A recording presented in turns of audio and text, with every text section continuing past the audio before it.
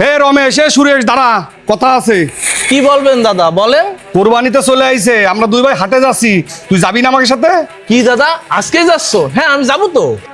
সুরেশ, ওরা তো মুসলমান, এই জন্য ওরা কুরবানির গরু কিনতে যাচ্ছে। তা তুই হিন্দু, তুই হাটে যে কি করবি? আমি হিন্দু ঠিক আছে, কিন্তু কোরবানির ইচ্ছা আমার ভালো লাগে, তাই প্রতি বছরে আমি একটা ছাগল কিনে এই কোরবানি পালন করি। তুই পালন করিস?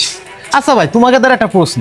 তোমাকে যে সৃষ্টিকর্তা মানে আল্লাহ প্রতি বছর হাজার হাজার লক্ষ লক্ষ জান যে কুরবানি দেয়, বলি দেয়, এটি কি তার দরকার? এটি কি তার প্রয়োজন? রমেশ, তুমি ভালো একটা প্রশ্ন করছো। নিঃসন্দেহে আমাদের আল্লাহর সৃষ্টিকর্তার এই দুনিয়ার একটা পাতারও প্রয়োজন নেই, কিন্তু তারপরেও আমরা কুরবানিটা করি। যদি তার প্রয়োজনই না হয়, তা এত কুরবানি কেন করেন? তার আগে তুমি বলো, বর্তমান বাজারে একটা ছাগলের বা একটা গরুর 1 কেজি মাংসের কত দাম?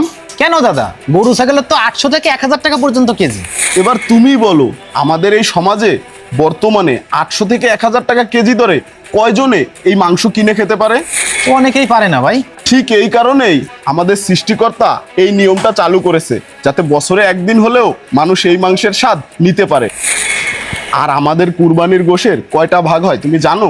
3টা ভাগ হয়। একটা ভাগ হচ্ছে নিজের জন্য, একটা ভাগ হচ্ছে আত্মীয়র জন্য, আর একটা ভাগ হচ্ছে গরিব দুঃখী মানুষের জন্য, যারা বছরে একদিন কিনে খেতে পারে না, তাদের জন্য। আর আমাদের এই কুরবানিটা চালু হয়েছে আমাদের ইব্রাহিম নবীর আমল থেকে। ইব্রাহিম নবীকে আল্লাহ তাআলা পরীক্ষা করার জন্য তার ছেলে ইসমাইলকে কুরবানি করার জন্য বলছিল, আর আমাদের নবী খুশি মনে তাতে রাজি হয়ে গেছিল। তার ঠিক শেষ মুহূর্তে আল্লাহ তাআলার পক্ষ থেকে একটা পশুকে পাঠায়, আর আমরা সেই জিনিসটাকে ধরে রাখতে সেই সময় থেকে এই পর্যন্ত প্রতি বছর আল্লাহর নামে কুরবানি দিই।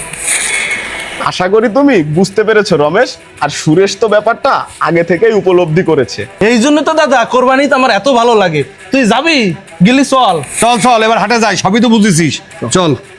কুরবানি করুন গরিবকে খাওয়ানোর জন্য, আল্লাহকে খুশি করার জন্য, মানুষকে দেখানোর জন্য নয়। ভিডিওটি ভালো লাগলে লাইক, কমেন্ট, শেয়ার করে পাশে থাকবেন। সকলকে ধন্যবাদ।